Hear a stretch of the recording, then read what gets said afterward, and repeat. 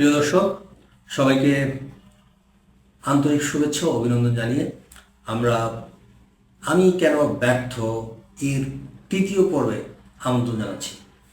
আজকে আমি কেন ব্যর্থ এর তৃতীয় পর্বে আমাদের মূল আলোচ্য বিষয় হচ্ছে পোর সাইকোলজি। এই পোর সাইকোলজিটা আসলে কি, এটা আমরা আজকে বিশ্লেষণ করার চেষ্টা করব। পোর সাইকোলজিটা হচ্ছে সেই সাইকোলজি যেখানে সকল চিন্তা ভাবনা পোর। যেমন আপনি বড় কোনো স্বপ্ন দেখতে পারেন না, বড় কোনো গোল সেট করতে পারেন না, বড় কোনো কাজে আপনি মনোনিবেশ করতে পারেন না, বড় কোনো কিছু নিয়ে আপনি ভাবতে পারেন না। এটাই হচ্ছে পুয়ার সাইকোলজির প্যাটার্ন বা সিমটমস। বড় কোনো জিনিস নিয়ে ভাবতে আপনি ভয় পান, বড় একটি ব্যবসা করতে ভয় পান, বড় ধরনের লেনদেন করতে ভয় পান। এগুলো হচ্ছে সব পুয়ার সাইকোলজি। বড় রিস্ক নিতে আপনি ভয় পান, এগুলো হচ্ছে পোর সাইকোলজির একটা প্যাটার্ন। এরপর হচ্ছে সারাক্ষণ অন্যের বিষয় নিয়ে কথা বলতে ভালোবাসেন। অমুক সেটা করছে, অমুক সেটা করছে, এটা করা উচিত হয় নাই। সমালোচনা, সারাক্ষণ দেখবেন অন্যের বিষয় নিয়ে অযথা সমালোচনা করে সময় নষ্ট করা। এগুলো হচ্ছে পোর সাইকোলজির, মানে যারা সাইকোলজি রয়েছে পোর সাইকোলজি, তাদের প্যাটার্ন। তো আমরা যদি সফল হতে চাই, এই ব্যর্থতার গ্লানি যদি আমাদের জীবন থেকে চিরতরে মুছে ফেলতে চাই, তাহলে সর্বপ্রথমে আমাদের এই পুয়ার সাইকোলজি ডেভেলপ করে রিচ সাইকোলজিতে নিয়ে আসতে হবে। তাহলে রিচ সাইকোলজিটা কি, সেটা বুঝলেই আমরা আসলে পুয়ার সাইকোলজি থেকে বেরিয়ে আসতে পারবো। রিচ সাইকোলজি হচ্ছে বড় বড় প্রজেক্ট নিয়ে চিন্তা করা, বড় স্বপ্ন দেখা, বড় গোল সেট করা এবং বড় বড় ঝুঁকি নেওয়া। আপনি যে পরিমাণ ঝুঁকি নেবেন, আপনার রেজাল্টও কিন্তু সেই পরিমাণ নিয়ে আসবে।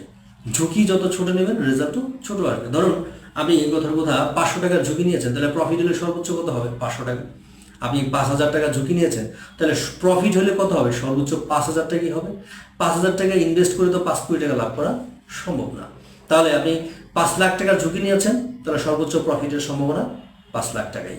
তাহলে যে যত বড় ঝুঁকি নিয়েছে তার সফলতা তত বড় হয়েছে। যেমন আমরা যদি এক্সপোর্ট ইম্পোর্টের বিজনেসের একটা এক্সাম্পল দিই, সেটা হচ্ছে দেখেন, মাদার ভেসেল হচ্ছে এক দেশ থেকে পণ্য আরেক দেশে পৌঁছে দেয়।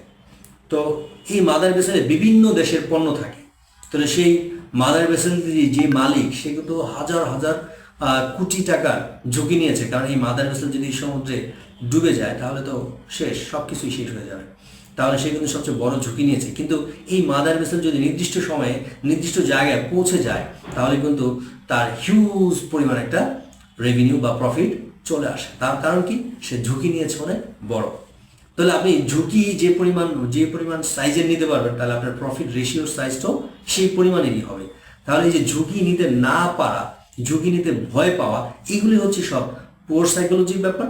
আর ঝুঁকি নিতে সাহস করা, ঝুঁকি নিতে পারা বা ঝুঁকি নেওয়ার চিন্তা করা, বড় প্রজেক্ট নিয়ে চিন্তা করা, এগুলো হচ্ছে রিচ সাইকোলজির প্যাটার্ন। পোর সাইকোলজির একটা বড় বৈশিষ্ট্য হচ্ছে সে অন্যের গীবত নিয়ে সবসময় ব্যস্ত থাকবে, অন্যের দোষ ত্রুটি ধরা নিয়ে সে ব্যস্ত থাকবে, অন্যের ভালো মন্দ নিয়ে সে সবসময় ব্যস্ত, সমালোচনা নিয়ে সে সবসময় ব্যস্ত। আর রিচ সাইকোলজি সবসময় নিজেকে নিয়ে ব্যস্ত, নিজের গোল সেট নিয়ে ব্যস্ত, নিজের কর্ম নিয়ে ব্যস্ত, নিজের বিজনেস নিয়ে ব্যস্ত, এই সকল নিয়ে সে ব্যস্ত থাকে। এই ছিল রিচ সাইকোলজি। তাহলে রিচ সাইকোলজি হচ্ছে সেই সাইকোলজি যে শুধু নিজেকে ডেভেলপ করে নিয়ে সারাক্ষণ বিজি থাকে।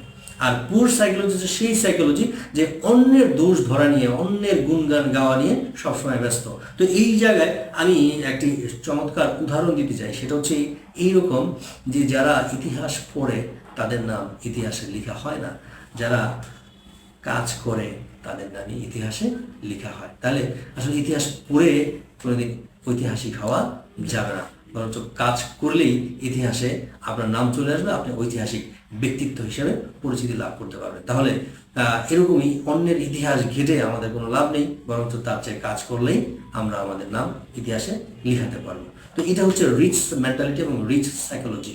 এই জন্য আমরা অন্যের দোষ ধরা থেকে দূরে থাকবো, বরঞ্চ নিজের গুণাগুণ কীভাবে ডেভেলপ করা যায়, নিজের হ্যাবিটগুলো কীভাবে চেঞ্জ করা যায়, কীভাবে রিচ সাইকোলজিতে যাওয়া যায়, কীভাবে বড় গোল সেট করতে পারি এবং সেই গোলের জন্য কী পরিমাণ রিস্ক নিতে পারি সেটা প্র্যাকটিস করতে হবে।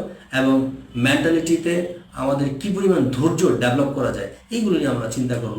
এগুলি হচ্ছে আসলে রিচ সাইকোলজির প্যাটার্ন। তো এই পৃথিবীতে যারা ধনী হয়েছে, যারা সফল হয়েছে, সাকসেস হয়েছে, তারা সবাই ছিল রিচ সাইকোলজি। যদি ইলন মাস্কের কথা বলেন, পৃথিবীর সবচেয়ে বড় ঝুঁকি নিয়েছে হচ্ছে ইলন মাস্ক। কারণ আমরা সবসময় শুনে আসছি কি একটি দেশ স্যাটেলাইট পাঠায়। ধরেন আমরা ভারতের কথা যদি বলি, ভারত স্যাটেলাইট পাঠিয়েছে, আমেরিকা পাঠিয়েছে, রাশিয়া পাঠিয়েছে, তারপরে ইরান পাঠিয়েছে, ইসরায়েল পাঠিয়েছে, কিন্তু কোনো ব্যক্তি স্যাটেলাইট পাঠাইছে মহাশূন্যে, এটা সর্বপ্রথম ব্যক্তি হচ্ছে ইলন মাস্ক।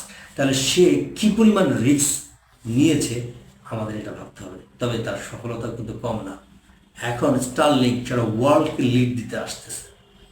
যদিও আমাদের বাংলাদেশে এখন স্টারলিংকের অ্যাক্টিভিটিস শুরু হয়নি, কিন্তু সারা ওয়ার্ল্ডকে কিন্তু আগামী 100 বছর লিড দিবে হচ্ছে স্টারলিংক, এটা নিঃসন্দেহে বলা যায়। কেবল ছাড়া অর্থাৎ ওয়্যারলেস নেটওয়ার্ক সিস্টেম, এটা কিন্তু স্টারলিংকেরই একটা বড় ধরনের অ্যাচিভমেন্ট। এটা সম্ভব হয়েছে কিভাবে? এই স্যাটেলাইট নিক্ষেপের মাধ্যমে। যদি এই স্যাটেলাইট প্রেরণ করতে যদি ইলন মাস্ক ফেল হইতো, এই প্রজেক্ট যদি সে সফল করতে না পারতো, তাহলে হয়তো আজকে স্টারলিংক আসতো না। আর স্টারলিংক না আসলে ইলন মাস্কের এই ঝুঁকির রেজাল্টও সে পাওয়া যেত না। তবে ইলন মাস্কের এই স্যাটেলাইট প্রেরণের যে প্রকল্প, এখানে কিন্তু ইলন মাস্ক বেশ কয়েকবার ব্যর্থ হয়েছে এবং ব্যর্থতাকে সে কিন্তু সফলতায় পরিণত করেছে।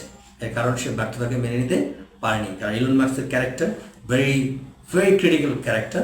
সে কখনো ছোট ঝুঁকি নিতে পছন্দ করে না। সে সবসময় বড় ঝুঁকি নিয়ে বড় হয়েছে। সবসময় তার প্যাটার্নই ছিল সে বড় বড় ঝুঁকি নিয়েছে এবং তাকে অনেকেই পাগল ছাড়া অনেক কিছু বলেনি। কিন্তু আজকে পৃথিবীতে মনে রাখবেন, যে যত বেশি সফল সে তত বড় পাগল। পাগলরাই পৃথিবীতে সফল হয়েছে। সুস্থ মানুষ শুধু ভেবেছে এটা করা যাবে না, এটা করা সম্ভব না, এটা করলে মানুষ কি বলবে। এইটা হচ্ছে সুস্থ লোকের বৈশিষ্ট্য। এই জন্য পাগল হতে হবে। যদি আপনি আপনার লক্ষ্যে পৌঁছানোর জন্য পাগল হয়ে যান, তাহলে সফলতা অবশ্যই আপনার কাছে ধরা দিবে। এতে কোনো ভুল নেই। পৃথিবীর যত সফল ব্যক্তি ছিল তাদের সবাই পাগলের সার্টিফিকেট পেয়েছিল। তো আমরা আমাদের স্বপ্ন নিয়ে পাগল হয়ে যাব এবং ঠিকই আমরা আমাদের লক্ষ্যে এগিয়ে পৌঁছাতে পারবো। ততক্ষণ পর্যন্ত ভালো থাকবেন, সুস্থ থাকবেন, নিরাপদ থাকবেন। আল্লাহ হাফেজ।